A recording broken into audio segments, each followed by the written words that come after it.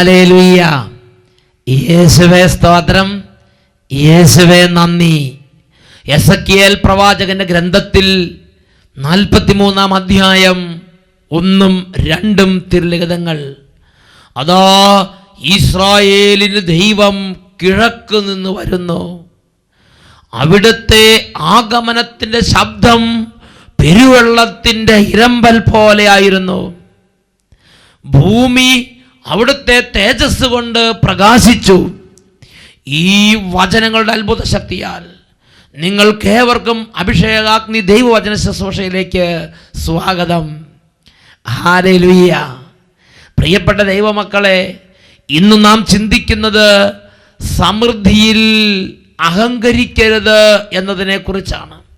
പ്രഭാഷകന്റെ പുസ്തകത്തിൽ 11-ാം അധ്യായം 23-24 തിരുലിഖിതങ്ങൾ. എനിക്കിനി എന്ത് സന്തോഷമാണ് കിട്ടാനുള്ളത് എന്ന് നീ പറയരുത്. എനിക്ക് വേണ്ടതെല്ലാം ഉണ്ട്. എന്ത് ആപത്ത് വരാനാണ് എനിക്കിനി എന്നും നീ പറയരുത്. ഇതാ ദൈവം തൻ്റെ പരിശുദ്ധാത്മാവിനാൽ ലോകത്തിൻ്റെ നാനാഭാഗങ്ങളിൽ നമ്മളെ ഒരുമിച്ച് കൂട്ടിയിരിക്കുന്ന ഈ സമയത്ത് സ്വർഗത്തിൻ്റെ അനുഗ്രഹങ്ങൾ നമ്മുടെ മേൽ ചൊരിയാൻ അവിടുന്ന് ആഗ്രഹിക്കുന്നുണ്ട്. ഒരു വ്യക്തിയുടെ അനുഭവം നിങ്ങളുടെ ശ്രദ്ധയിലേക്ക് ഞാൻ കൊണ്ടുവരാം. ഷാലോം ടി വിയിലെ അഭിഷേകാഗ്നി പ്രോഗ്രാം സ്ഥിരമായി കാണുന്ന ഒരു വ്യക്തിയാണ് ഞാൻ. എൻ്റെ പേര് ത്രേസ്യാമ ലൂക്കോസ്. ഞാൻ അമേരിക്കയിലെ ന്യൂയോർക്കിൽ നിന്നാണ് ഈ കത്തെഴുതുന്നത്. അഭിഷേകാഗ്നി പ്രോഗ്രാം കണ്ട് പ്രാർത്ഥിച്ചത് വഴി എൻ്റെ ജീവിതത്തിലേക്ക് വലിയൊരു ദൈവിക ഇടപെടലുണ്ടായി. കഴിഞ്ഞ 9 വർഷമായി ഞാൻ വളരെ മാരകമായ ഒരു വൈറസ് രോഗത്തിൻ്റെ പിടിയിലകപ്പെട്ട് നട്ടം തിരിയുകയായിരുന്നു. ഒരു ഡോക്ടർമാർക്കും എന്നെ സഹായിക്കാൻ കഴിയാത്ത സ്ഥിതിയിൽ ഞാൻ നിരാശയിലായിരുന്നു. ഒരുപാട് ഓപ്പറേഷൻസും ട്രീറ്റ്മെൻറ്റുകളും കഴിഞ്ഞു. എന്നാൽ ഈ വൈറസ് രോഗം എൻ്റെ ശരീരത്തിൽ നിന്നും വിട്ടുമാറുന്നില്ല. അങ്ങനെ നിരാശയിലിരിക്കുമ്പോഴാണ് ഷാലോം ചാനലിലെ അഭിഷേകാഗ്നി പ്രോഗ്രാമിനെ കുറിച്ച് അറിഞ്ഞത്. അഭിഷേകാഗ്നി പ്രോഗ്രാമിൻ്റെ സമയത്ത് എൻ്റെ യേശുവിനോട് ഹൃദയം നുറുക്കി ഞാൻ പൊട്ടിക്കരഞ്ഞ് പ്രാർത്ഥിച്ചു. ഒരു 4-5 ആഴ്ച ഇതുപോലെ യേശുവിന് മുമ്പിൽ വചനം കേട്ട് ഞാൻ കരഞ്ഞു. അത്ഭുതമെന്ന് പറയട്ടെ, പിന്നീടുള്ള ടെസ്റ്റിൻ്റെ സമയത്ത് ഡോക്ടർമാർ പറയുകയാണ് വൈറസിൻ്റെ ഒരു അണു പോലും ഇപ്പോൾ ശരീരത്തിൽ കാണുന്നില്ല. എനിക്ക് ഒരുപാട് സന്തോഷം കൊണ്ട് ഞാൻ നിറഞ്ഞു. ഞാൻ ഓടിപ്പോയി ക്രൂശിതനായ കർത്താവിൻ്റെ ക്രൂശിത രൂപത്തെ കെട്ടിപ്പിടിച്ച് ഒരുപാട് നേരം അങ്ങോട്ട് പൊട്ടിക്കരഞ്ഞു. എൻ്റെ ദൈവത്തിന് ഞാൻ കോടാനുകോടി നന്ദി പറയുന്നു. വൈദ്യശാസ്ത്രത്തിന് സാധിക്കാത്തത് ആകാശവും ഭൂമിയും സൃഷ്ടിച്ച എൻ്റെ ദൈവം എനിക്ക് സാധിച്ചു തന്നു. അഭിഷേകാഗ്നിയിലൂടെ സ്വർഗത്തിലെ അഗ്നി ഇറങ്ങുന്നു എന്നുള്ളത് ഞാൻ അനുഭവിച്ചറിഞ്ഞു. ഞാൻ അതിനുശേഷം എല്ലാ ആഴ്ചയും മുടങ്ങാതെ അഭിഷേകാഗ്നി കാണുന്നുണ്ട്.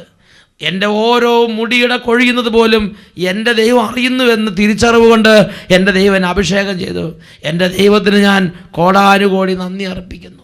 ത്രേസ്യാമ ലൂക്കോസ് അമേരിക്കയിലെ ന്യൂയോർക്കിൽ നിന്ന് സാക്ഷ്യപ്പെടുത്തുകയാണ്. ഈ നിമിഷങ്ങളിൽ പ്രിയപ്പെട്ട ദൈവമക്കളെ, 2 കരങ്ങൾ ഉയർത്തി ഉന്നതത്തിൽ നിന്നുള്ള ഈ അഗ്നി ഇറങ്ങാൻ വേണ്ടി ആഗ്രഹിച്ച് വലിയ ദാഹത്തോടെ കരങ്ങൾ ഉയർത്തി സ്തുതിക്കട്ടെ. Hallelujah, hallelujah, hallelujah. ഓ ദൈവമേ, ഉന്നതമുള്ള ശക്തിയെ നിവേശിപ്പിക്കണമേ. രോഗികൾ രോഗക്കിടക്കോട് ചാടി എഴുന്നേൽക്കട്ടെ. തളർവാദ രോഗികൾ സൗഖ്യം പ്രാപിക്കട്ടെ. കുരുടന്മാർ കാണട്ടെ. മുടന്തന്മാർ നടക്കട്ടെ. ബധിരർക്ക് കേൾവി ശക്തി ലഭിക്കട്ടെ. Hallelujah, hallelujah, hallelujah. പരിശുദ്ധാത്മാവേ, ഹോളി സ്പിരിറ്റ് അയക്കണമേ. പരിശുദ്ധാത്മാവേ, അഗ്നി അയക്കണമേ. പരിശുദ്ധാത്മാവേ, പരിശുദ്ധാത്മാവേ, അയക്കണമേ. പരിശുദ്ധാത്മാവേ, ആദിയിലെ പോൽ ജനകോടികളെ വീണ്ടും ഉണർത്തണമേ. അത്ഭുതങ്ങളും അടയാളങ്ങൾ വീണ്ടും നൽകണമേ. ആദിയിലെ പോൽ ജനകോടികളെ വീണ്ടും ഉണർത്തണമേ. അത്ഭുതങ്ങളും അടയാളങ്ങൾ വീണ്ടും നൽകണമേ. അത്ഭുതമൊഴുകും കൈകൾ എന്നിൽ നീട്ടണമേ. അത്ഭുതമൊഴുകും കൈകൾ എന്നിൽ നീട്ടണമേ. കൊടുക്കാറ്റേ നീ വീശണമേ വീണ്ടും. ഈ ആഗ്രഹത്തോടെ കൊടുക്കാറ്റേ നീ വീശണമേ വീണ്ടും. തളരും മനസ്സുകളിൽ നീ പുതിയൊരു ജീവൻ നൽകണമേ. തളരും മനസ്സുകളിൽ നീ പുതിയൊരു ജീവൻ നൽകണമേ. വീണ്ടും എനിക്ക് നൽകണമേ പുതിയൊരു ബന്ധക്കുസ്ത. വീണ്ടും എനിക്ക് നൽകണമേ പരിശുദ്ധാത്മാവേ, പരിശുദ്ധാത്മാവേ, പരിശുദ്ധാത്മാവേ, അഭിഷേകത്തിൻ കൈകൾ എന്നിൽ നീട്ടണമേ, അഭിഷേകത്തിൻ കൈകൾ എന്നിൽ നീട്ടണമേ, അഭിഷേകത്തിൻ കൈകൾ എന്നിൽ നീട്ടണമേ, അഭിഷേകത്തിൻ കൈകൾ എന്നിൽ നീട്ടണമേ.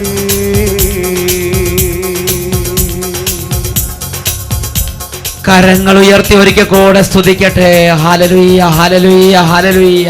സ്വർഗത്തിന്റെ അഭിഷേകം നിറയട്ടെ, ജീവന്റെ അഭിഷേകം നിറയട്ടെ, ഉണർവിന്റെ അഭിഷേകം നിറയട്ടെ, പ്രാർത്ഥനയുടെ അഭിഷേകം നിറയട്ടെ, കൃപയുടെ അഭിഷേകം നിറയട്ടെ, സൗഖ്യത്തിന്റെ അഭിഷേകം നിറയട്ടെ, വിടുതലിന്റെ അഭിഷേകം നിറയട്ടെ, സന്തോഷത്തിന്റെ അഭിഷേകം നിറയട്ടെ. Hallelujah, hallelujah. യേശുവേ ആരാധന, ആരാധന. യേശുവേ ആരാധന, ആരാധന. യേശുവേ ആരാധന, ആരാധന. യേശുവേ ആരാധന, ആരാധന. യേശുവേ സ്തോത്രം, യേശുവേ നന്ദി. ഹല്ലേലൂയ. പ്രഭാഷകന്റെ പുസ്തകത്തിൽ 11-ാം അധ്യായം 23-ഉം 24-ഉം തിരുലിഖിതങ്ങൾ. എനിക്കിനി എന്ത് സന്തോഷമാണ് കിട്ടാനുള്ളത്, എനിക്കിനി എന്തു വേണം എന്ന് നീ നിന്റെ ഹൃദയത്തിൽ പറയരുത്. ഇനി എനിക്കൊന്നും ഒരു ചുക്ക് സംഭവിക്കാനില്ല, എല്ലാം ശരിയായി, എൻ്റെ പിള്ളേരുടെ കല്യാണം എല്ലാം കഴിഞ്ഞു, എനിക്ക് ജോലി കിട്ടി, വീടായി, എല്ലാം ശരിയായി എന്ന് നിന്റെ ഹൃദയം കൊണ്ട് നീ ചിന്തിക്കരുത്, നിന്റെ വാ കൊണ്ട് നീ പറയരുത് എന്ന് ദൈവമായ കർത്താവ് വിശുദ്ധ ലിഖിതങ്ങളിലൂടെ വെളിപ്പെടുത്തുകയാണ്. സമൃദ്ധിയിൽ നീ അഹങ്കരിക്കരുത്. ഇന്ന് അനേകം ദൈവമക്കള് ദൈവത്തിൻ്റെ സന്നിധിയിൽ ഒരുപാട് കരഞ്ഞ് വേദനിച്ച് ദൈവത്തോട് പ്രാർത്ഥിച്ച് അത്ഭുതങ്ങളും അനുഗ്രഹങ്ങളും പ്രാപിക്കുന്നു. എന്നാൽ ഉയർച്ച വരുമ്പോൾ സൗകര്യപൂർവം പ്രാർത്ഥനയും വിശുദ്ധിയും ദൈവഭക്തിയും അവർ വലിച്ചു ദൂരെ എറിയുകയാണ്. ഹല്ലേലൂയ. യേശുവേ സ്തോത്രം, യേശുവേ നന്ദി. പ്രിയപ്പെട്ട സഹോദരങ്ങളെ, ഒരു കാര്യം ദൈവവചനം 100% ഉറപ്പ് തരുന്നുണ്ട്. ഞാനും നിങ്ങളും ജീവിക്കുന്ന ദൈവത്തെ ഉപേക്ഷിച്ചാൽ, ജീവിക്കുന്ന ദൈവത്തെ ഉപേക്ഷിക്കുന്ന ആരാകട്ടെ, അത് ഉപേക്ഷിക്കുന്നവർ, അത് കുടുംബമാണെങ്കിലും രാജ്യങ്ങളാണെങ്കിലും സംസ്കാരങ്ങളാണെങ്കിലും സാമ്രാജ്യങ്ങളാണെങ്കിലും സമൂഹങ്ങളാണെങ്കിലും കോൺഗ്രിഗേഷൻ ആണെങ്കിലും ആരാണെങ്കിലും ശരി, ജീവിക്കുന്ന ദൈവത്തെ ഉപേക്ഷിക്കുന്നവർ ഈ ലോകത്തിൽ നശിച്ചു പോകും എന്ന് വിശുദ്ധ ലിഖിതം സ്പഷ്ടമായി പഠിപ്പിക്കുകയാണ്. സമൃദ്ധിയിൽ മതിമറന്ന് അഹങ്കരിച്ച് ജീവിക്കരുത്. ജെറമിയ പ്രവാചകന്റെ പുസ്തകത്തിൽ 17-ാം അധ്യായത്തിൽ 13-ാമത്തെ തിരുലിഖിതം, ജെറമിയ 17:13. ഇസ്രായേലിന്റെ പ്രത്യാശയായ കർത്താവേ, അങ്ങയെ ഉപേക്ഷിക്കുന്നവരെല്ലാം ലജ്ജിതരാകും, അങ്ങിൽ നിന്ന് പിന്തിരിയുന്നവർ പൂഴിയിൽ എഴുതിയ പേര് പോലെ അപ്രത്യക്ഷമാകും. എന്തെന്നാൽ ജീവജലത്തിൻ്റെ ഉറവിടമായ കർത്താവിനെ അവർ ഉപേക്ഷിച്ചു. ഇസ്രായേലിന്റെ പ്രത്യാശയായ കർത്താവേ, അങ്ങയെ ഉപേക്ഷിക്കുന്നവരെ ലജ്ജിതരാകുമെന്ന് തിരുലിഖിതം പഠിപ്പിച്ചിരിക്കുകയാണ്. അവർ പൂഴിയിൽ എഴുതിയ പേര് പോലെ അപ്രത്യക്ഷമാകുമെന്ന് പഠിപ്പിച്ചിരിക്കുകയാണ്. കാരണം ജീവജലത്തിൻ്റെ ഉറവിടമായ കർത്താവിനെ അവർ ഉപേക്ഷിച്ച്. പ്രിയപ്പെട്ട ദൈവമക്കളെ, 2010-ാം ആണ്ടിൽ ഇംഗ്ലണ്ടിലുള്ള ബർമിംഗ്ഹാം ദേശത്ത് ദൈവവചന ശുശ്രൂഷയ്ക്ക് വേണ്ടി ചെന്നപ്പോൾ ബഹുമാനപ്പെട്ട സോജി ഓലിക്കലച്ഛൻ്റെ കൂടെ ഒരു കുടുംബത്തെ അച്ഛൻ പരിചയപ്പെട്ടു. ആ കുടുംബത്തിൻ്റെ പ്രത്യേകത ഇങ്ങനെയാണ്. അവർ ഈ കേരളത്തിൽ ഒരു ഗ്രാമത്തിൽ ജീവിച്ചവരാണ്.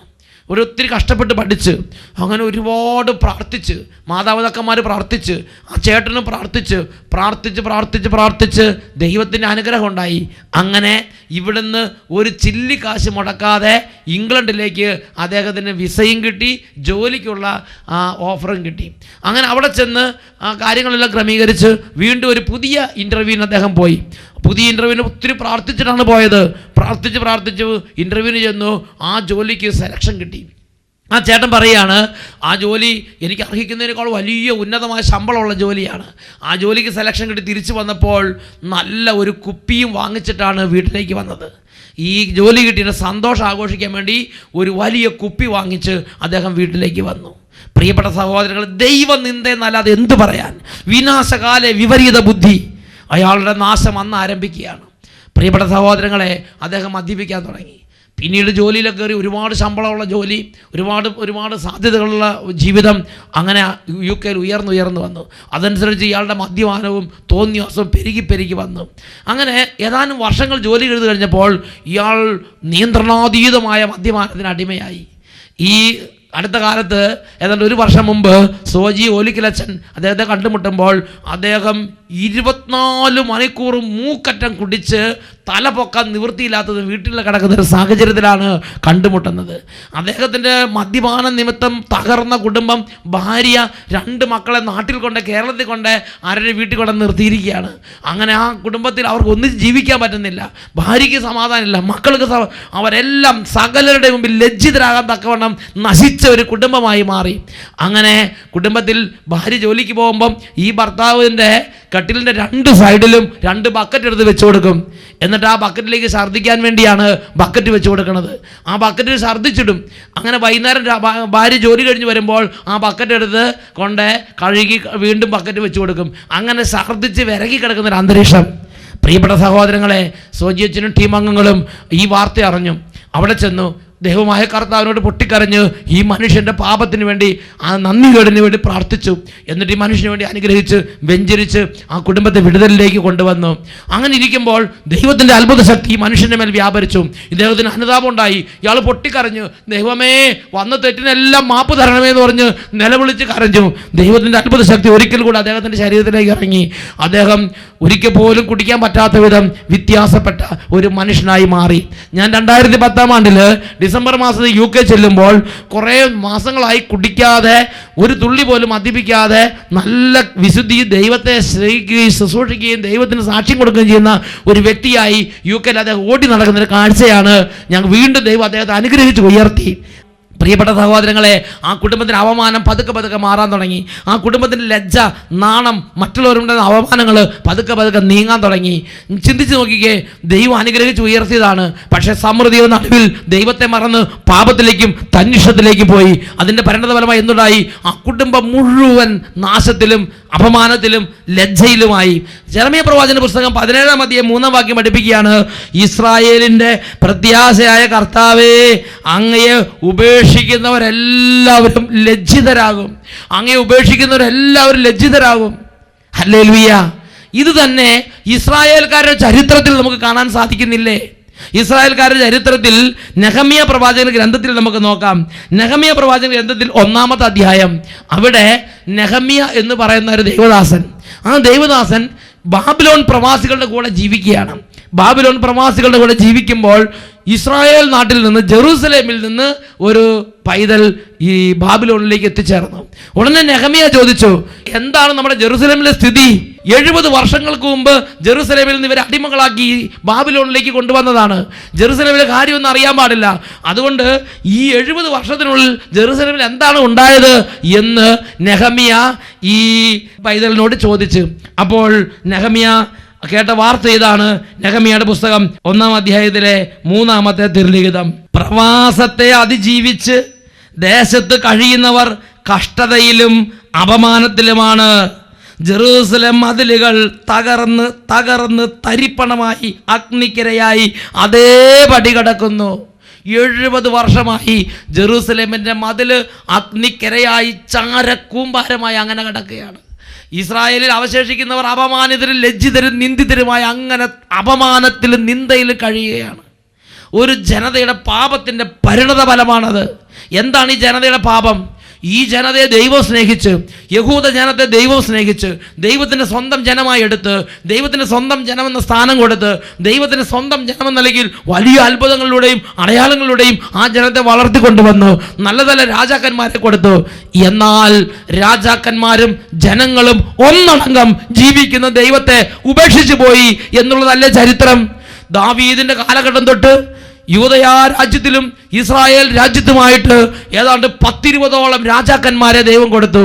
ഈ 20 രാജാക്കന്മാരുടെ കാലഘട്ടത്തിലും അവർ ദൈവത്തെ കഠിനമായി ഉപേക്ഷിച്ച് അന്യദൈവ ആരാധനകൾക്കും തന്നിഷ്ടത്തിനും വെറിക്കൂത്തുകൾക്കും പാപത്തിനും വേണ്ടി തങ്ങളുടെ ജീവിതത്തെ സമർപ്പിച്ച്, ഈ 20 രാജാക്കന്മാരുടെ കാലഘട്ടങ്ങളിലും ദൈവം മാറി മാറി പ്രവാചകന്മാരെ അയച്ചു.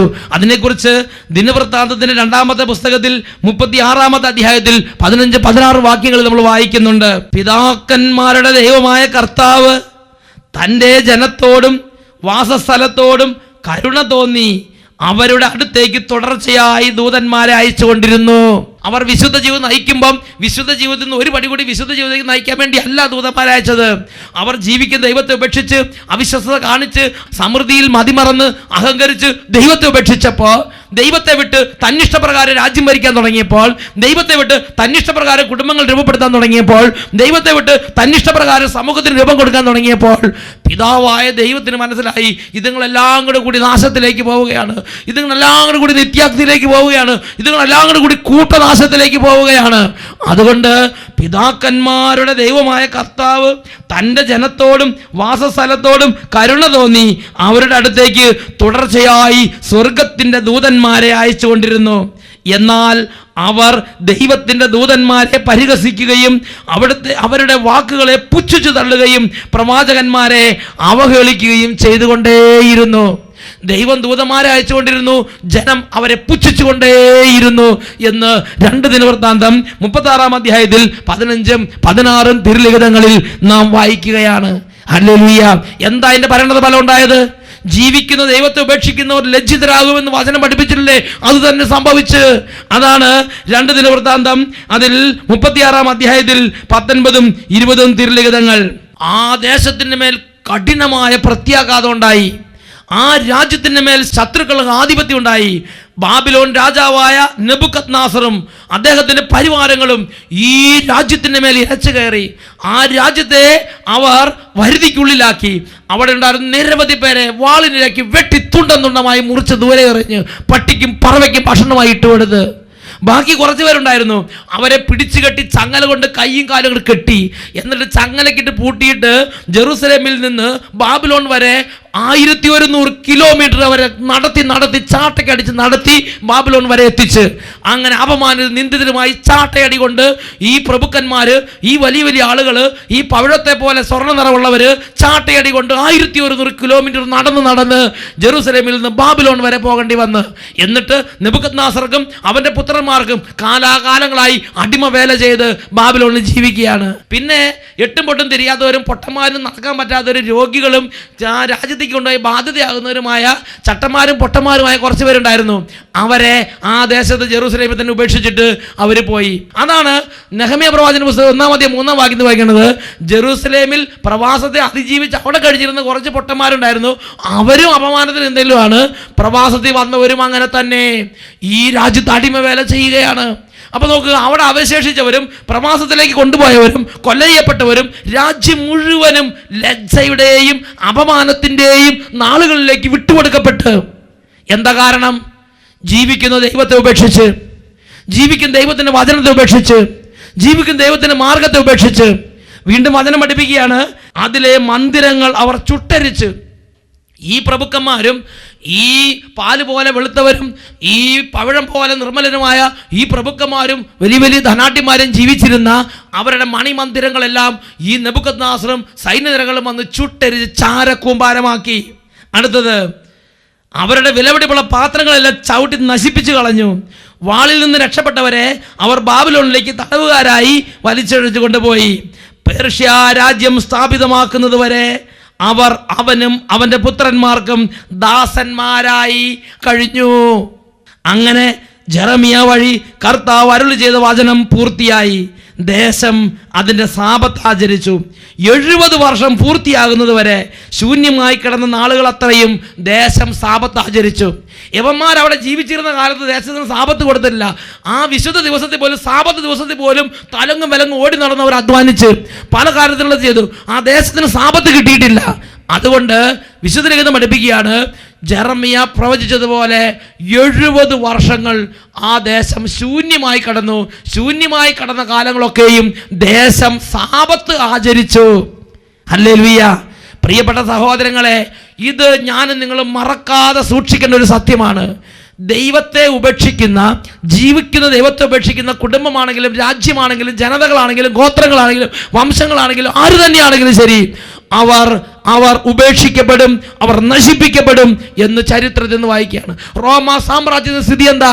ജീവിക്കുന്ന ദൈവത്തെ ഉപേക്ഷിച്ചു, ആ സാമ്രാജ്യം ചരിത്രത്തിൽ നിന്ന് നിഷ്ക്രമിച്ച് ആ സംസ്കാരം പോലും അസ്തമിച്ചു പോയില്ലേ? അതുപോലെ ഓരോ രാജ്യങ്ങളുടെ സ്ഥിതി എടുത്തു നോക്കുക.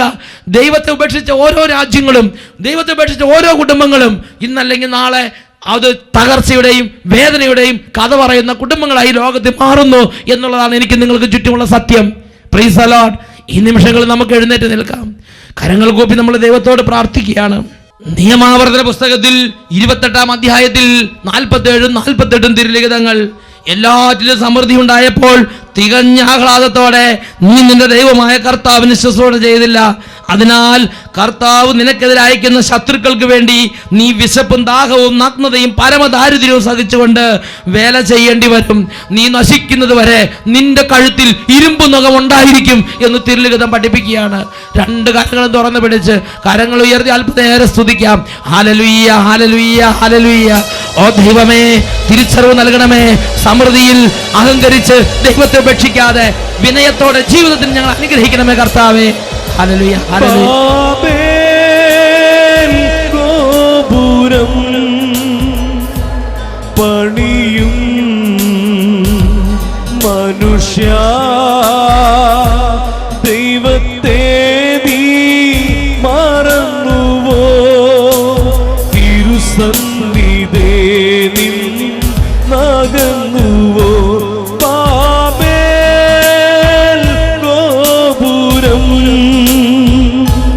പണിയും മനുഷ്യ,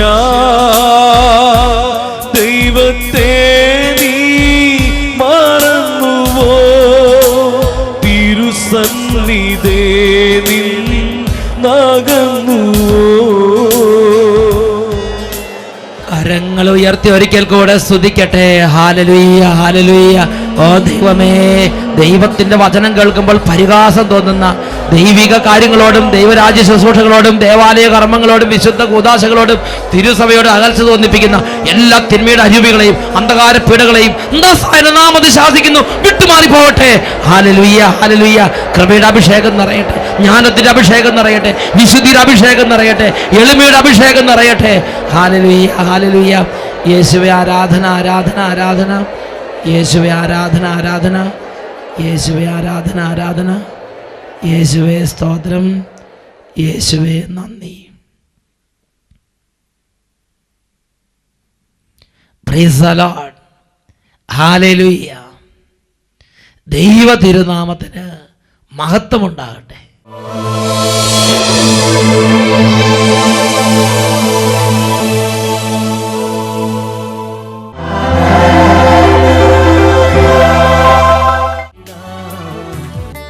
ഈ നിമിഷങ്ങളിൽ ഓരോരുത്തരും അവരവരിയ്ക്കുന്ന ഇടങ്ങളിലിരുന്ന് രക്ഷിതാവും കർത്താവുമായ യേശുവിനെ ഹൃദയം നുറുങ്ങി വിളിക്കുമെങ്കിൽ ഇപ്പോൾ യേശുവിൻ്റെ നാമത്തിൽ ഒരു വിടുതലുണ്ട്.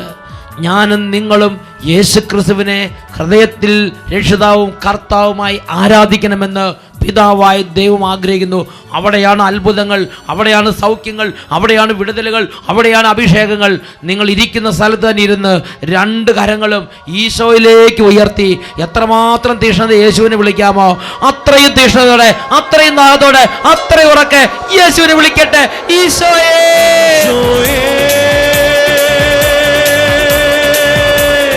മരണത്തെ ജയിച്ചവനെ യേശുവേ,